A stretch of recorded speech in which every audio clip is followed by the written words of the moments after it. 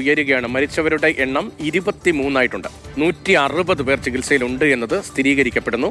മരിച്ചവരിൽ നിരവധി മലയാളികളുമുണ്ട് എന്നതാണ് പുറത്തുവരുന്ന വിവരങ്ങൾ സൂചിപ്പിക്കുന്നത്. സുരേഷ് വെള്ളിമുറ്റം തയ്യാറാക്കിയ റിപ്പോർട്ട് കാണാം. കുവൈറ്റ് മദ്യദുരന്തത്തിന്റെ ആഘാതം, ഭീകരത അത് എത്രത്തോളം ഉണ്ടെന്ന് വ്യക്തമാക്കുന്നതാണ് ഈ കുവൈറ്റ് ആരോഗ്യ മന്ത്രാലയത്തിന്റെ വാർത്താക്കുറിപ്പ്. ഇപ്പോൾ മരണസംഖ്യ 23 വർദ്ധിച്ചിരിക്കുന്നു എന്നതിൽ വ്യക്തമാക്കുന്നുണ്ട്. അതിനേക്കാൾ നമ്മളെ ആശങ്കപ്പെടുത്തുന്നത് 160 പേർ ഇപ്പോൾ ആശുപത്രിയിലുണ്ട്. നേരത്തെ 63 പേർ ആശുപത്രിയിലുണ്ടെന്നാണ് ആരോഗ്യ മന്ത്രാലയം അറിയിച്ചിരുന്നത്. ഇത് 160 വർദ്ധിച്ചിരിക്കുന്നു.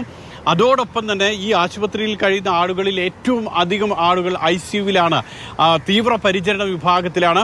അവരുടെ ആരോഗ്യനില അതീവ ഗുരുതരമാണെന്ന് വ്യക്തമാക്കുന്നുണ്ട്. അതുകൊണ്ട് തീർച്ചയായും ഈ മരണസംഖ്യ ഇവിടെ നിൽക്കാനിടയില്ല, ഇനിയും ഉയരാനാണ് കൂടുതൽ സാധ്യത.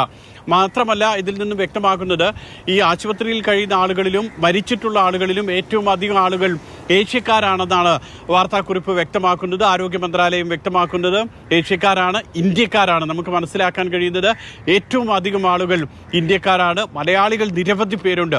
ആശുപത്രിയിൽ കഴിയുന്നവരിൽ മരിച്ചവരിലൊക്കെ തന്നെ മലയാളികൾ ധാരാളം പേരുണ്ട്. കഴിഞ്ഞ ദിവസമാണ് 10ഓളം പേരെ അറസ്റ്റ് ചെയ്തത് മദ്യദുരന്തവുമായി ബന്ധപ്പെട്ട്. അതിലും മലയാളികളുണ്ട്. ചുരുക്കത്തിൽ മദ്യം ഉണ്ടാക്കിയവരിൽ മലയാളികളുണ്ട്, മദ്യം വിതരണം ചെയ്തവരിൽ മലയാളികളുണ്ട്, ആശുപത്രിയിൽ കഴിയുന്നവരിൽ മലയാളികളുണ്ട്, മരിച്ചവരിലും മലയാളികളുണ്ട്. ഇത്രയ്ക്ക് വലിയ ദുരന്തമാണ് കുവൈറ്റിൽ ഉണ്ടായിട്ടുള്ളത്. കഴിഞ്ഞ ഞായറാഴ്ചയാണ് മദ്യം വിതരണം ചെയ്ത് ഇത്തരത്തിലുള്ള ഒരു ദുരന്തം റിപ്പോർട്ട് ചെയ്തത്. മെഥനോൾ കലർന്നിട്ടുള്ള മദ്യം വിതരണം ചെയ്തതാണ് ഈ ദുരന്തത്തിന് കാരണമെന്നൊക്കെ ആരോഗ്യ മന്ത്രാലയം വ്യക്തമാക്കുകയും ചെയ്തിരുന്നു. ഇപ്പോഴും ആളുകൾ പലരും പലയിടത്തു നിന്നും റിപ്പോർട്ട് ചെയ്യുന്നുണ്ട്. അതുകൊണ്ട് തന്നെ ഇതിൻ്റെ ഭീകരത എത്രത്തോളം ഉണ്ടെന്ന് ഇനിയും വരും ദിവസങ്ങളിൽ മാത്രമേ അറിയുകയുള്ളൂ. സമഗ്രമായിട്ടുള്ള അന്വേഷണം ഈ കാര്യത്തിൽ നടക്കുന്നുണ്ട്. അതോടൊപ്പം മരിച്ചവരുടെ മൃതദേഹം നാട്ടിലെത്തിക്കാനുള്ള നടപടികളും പുരോഗമിക്കുകയാണ്. ആശങ്കാജനകമായ വിവരങ്ങളാണ് സുരേഷ് വെള്ളിമുറ്റം പങ്കുവയ്ക്കുന്നത്. മരണസംഖ്യ ഉയരുകയാണ്. മരിച്ചവരുടെ എണ്ണം 23 എന്നതാണ് ഔദ്യോഗികമായ സ്ഥിരീകരണം. 160 പേരെങ്കിലും ചികിത്സയിലുണ്ട് എന്ന വിവരം വരുന്നു.